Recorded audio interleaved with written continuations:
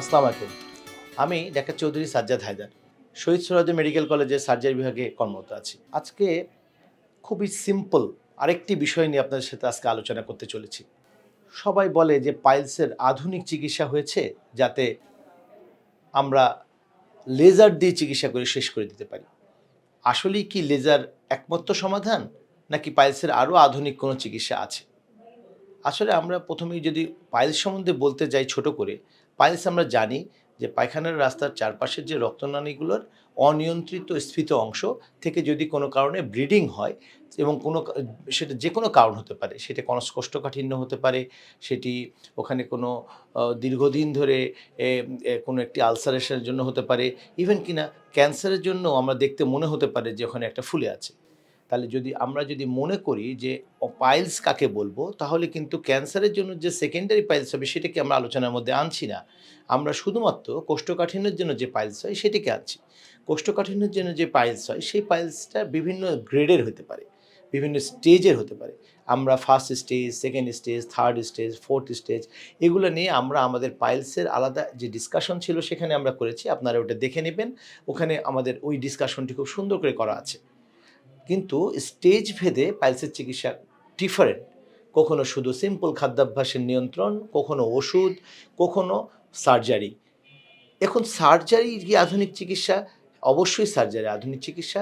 সার্জারির আধুনিক চিকিৎসা মানে শুধু কেটে সার্জারি করা এটি নয়। আধুনিক চিকিৎসাতে আমরা বলতে বোঝাই যে চিকিৎসা দিয়ে রোগীর সবচেয়ে ম্যাক্সিমাম বেনিফিট দেওয়া যাবে।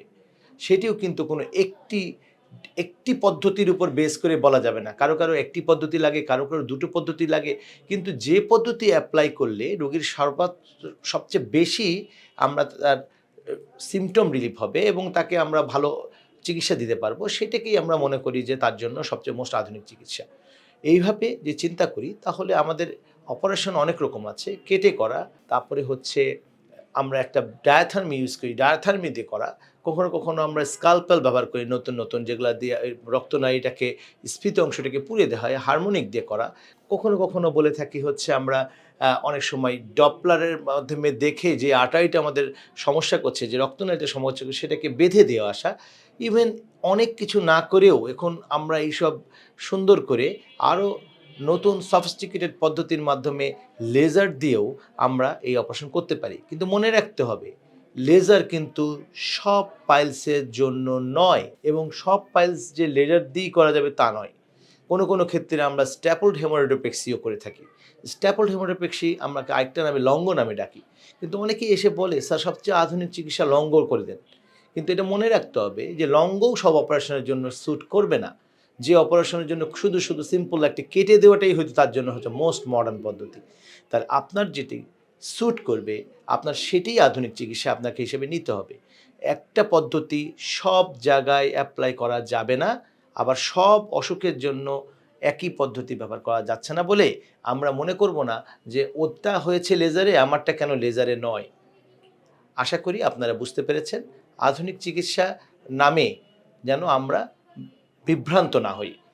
মনে রাখবেন, যথোপযুক্ত সময়ে রোগের প্রাথমিক স্টেজে আপনি যদি চিকিৎসকের দ্বারস্থ হন, তাহলে দেখবেন যে চিকিৎসা পদ্ধতি আসলেও অনেক সহজ হয়ে গিয়েছে। আপনাকে কেউ বিভ্রান্ত করতে পারবে না। আজকে এ পর্যন্তই। ধন্যবাদ।